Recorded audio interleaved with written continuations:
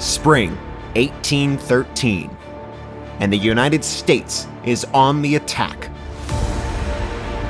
After the failed British crossing at the Second Battle of the St. Lawrence, the Army of the Hudson turns to face the advancing British column from Lake Erie.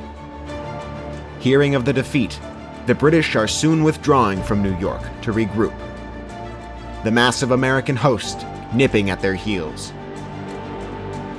The Department of Upper Canada is stranded in the New York wilderness and is harried by nearly 3 times its number. Their only hope is to join with the force under Tecumseh, who now sees the United States as the main threat and will aid the British in battle. On other fronts, American militias press the advance. In the north, the reinforced Department of Nova Scotia finds itself hugely outnumbered and also dangerously isolated. It beats a hasty retreat back into Maine, hoping to swing west and link up with the beaten Department of Montreal. In the south, the Red Sticks War has ignited. Hundreds of Creek warriors, hearing of Tecumseh's success, gather and make a daring march on New Orleans, shadowed by a growing number of Georgian militia who burn any villages they can find. Their chiefs, advised by Tecumseh, plan to make a major assault, hoping to sack New Orleans and ruin American power in the theater. But while crossing a river just outside the city, they meet United States militia under Andrew Jackson. The attack turns into a panicked retreat as a lucky artillery shot tears into several leaders. In the north, a large U.S. militia force tries to surround Fort Pitt. But before they can entrench, the native garrison charges and routs many of the militia, 1,000 of whom do not return. A Pennsylvanian raiding party sweeps behind the native lines and freely raids through native lands, forcing warbands to respond to the incursion. South of Lake Ontario, the massive Army of the Hudson has been harrying the British. The British commander, with guarantees of native assistance, has chosen to make his stand on a small hill near Palermo. As the American army approaches, they get news from local scouts of the approaching native contingent. James Madison, arriving from Washington to take personal command, immediately sees that the British must be routed before they are reinforced by Tecumseh. So, he orders the 1st Militia Brigade to attack. They flood into the woods and are met by a hurricane of fire from British regulars. The woods are thick, covered in undergrowth, and hard to advance through. Smoke and fire spread through the thick brush, and the American militia are steadily ground down. As the 1st Militia Brigade begins to rout, more men are committed to the fight. The 2nd Militia Brigade and the U.S. artillery march into the meat grinder. The British regulars keep up a steady fire, repelling 1, then 3, then 5 separate assaults. For more than an hour, the Americans bludgeon themselves on the heights, but fail to make any progress. The British commander, overseeing his line in person, receives word that the native army, along with 500 militia from Queenston, will soon arrive to reinforce his position. All he needs to do is hold out for 1 more hour. But he has run out of time. On his right, American infantry are sighted down the road, behind the British line. The 3rd Militia Brigade, joined by the 1st U.S. Regular Brigade, have completed their wide flanking march and are in position to turn the British line. If they cut and run, the Redcoats could escape north. The British commander decides to stay and fight. If he can continue to hold out, the appearance of native warriors on the American flank will surely lead to a great victory.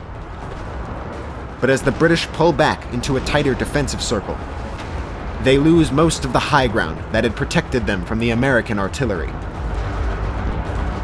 Worse, as they try to redeploy, their artillery is caught by a daring band of Ohio militia.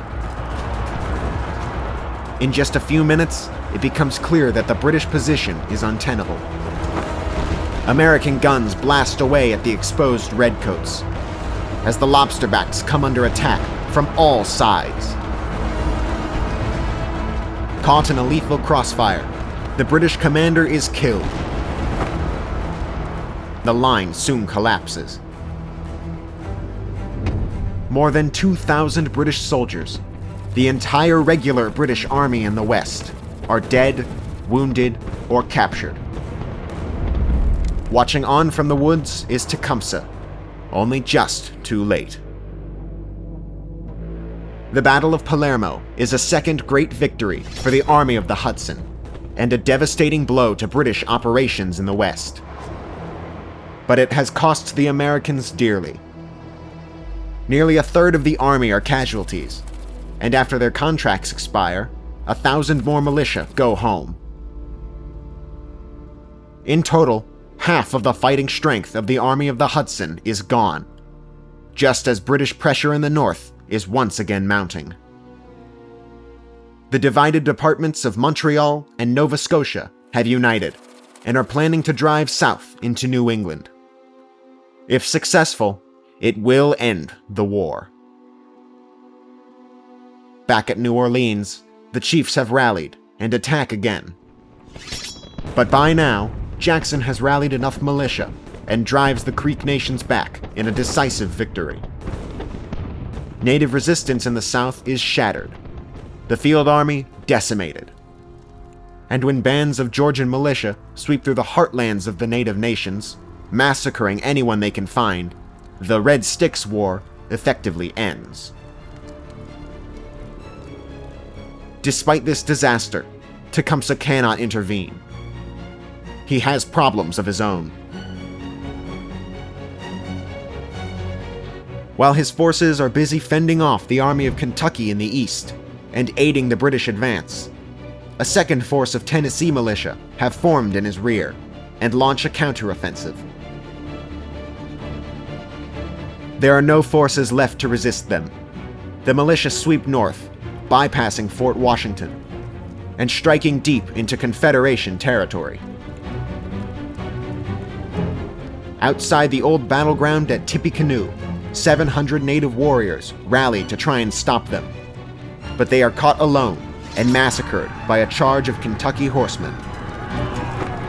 Meanwhile, at Kitcayonke, a band of Kentucky militia surrounds the city and descends on it in a brutal night raid. No one is spared. By the end of the night, more than 500 civilians have been killed, along with the burning of many farms, and much of the food stores kept by the Confederacy. On hearing this news, war bands begin to desert en masse to protect their families. By the end of the month, Tecumseh's small army has been reduced by nearly 1,000 men.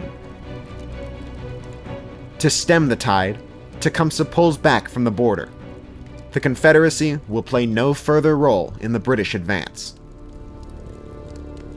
With their native allies on the back foot, Canada must make the first move. After the disaster at Palermo, their funding excess from Parliament has dried up, and American militias are growing day by day to oppose them. If they don't act now, the chance to sweep aside the Americans may be lost for good. But after months of training and the forging of 2 batteries of heavy 24-pound field guns, British confidence is finally restored. American militias can only wait to meet them. As the British begin marching south, it is clear to all: the decisive battle of the war will be fought somewhere south of Lake Champlain.